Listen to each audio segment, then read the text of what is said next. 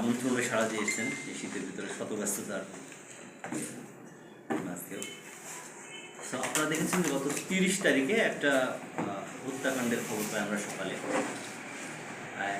একজন পরবর্তীতে অজ্ঞাত ডেড বডি আসলে যথারীতি আমরা ক্রাইম সিন যেটা আছে ইউনিট সেটা আমরা রেসপন্ড করি এবং ডিজিটাল ফিঙ্গারপ্রিন্টের মাধ্যমে তার পরিচয় শনাক্ত হয় এবং তার পরিচয় পাই। তো ওনার নাম হচ্ছে নাজমুল, বাড়ি আসলে নেত্রকোনাতে।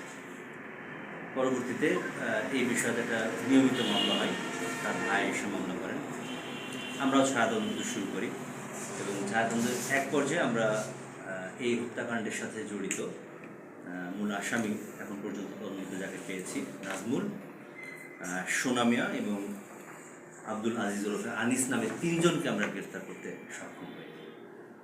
মূল ব্যাপার যেটা হয়েছিল যে আসামি নাজমুল সে মিরপুর, ঢাকা মিরপুরে থেকে সে যে আমি যে ভিকটিমের কথাটা বলছি, ভিকটিম জুবায়ের, সে ঢাকাতে মিরপুর এলাকায় থেকে সে বাইক রাইডিং সার্ভিস, সে বাইক রাইডার হিসেবে করতো, কাজ করতো। আর এই যে আপনার যে কিলার হচ্ছে আপনার, সেও ঢাকাতে বা ওই এলাকায় ওয়েল্ডিংয়ের কাজ করতো।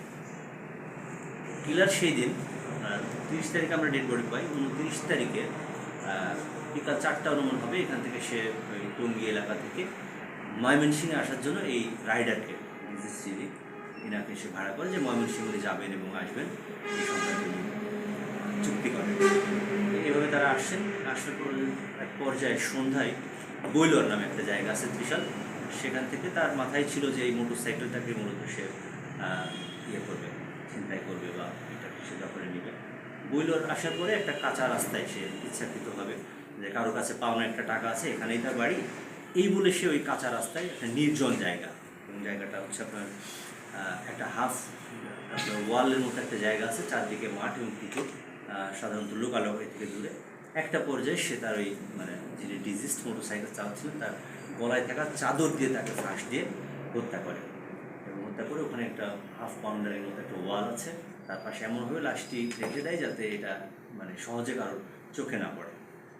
এই করে তারপরে সে মোটরসাইকেলটা নিয়ে সে জামালপুর, সে হচ্ছে বক্সিগঞ্জ একটা এলাকায় সে আত্মগোপন করে।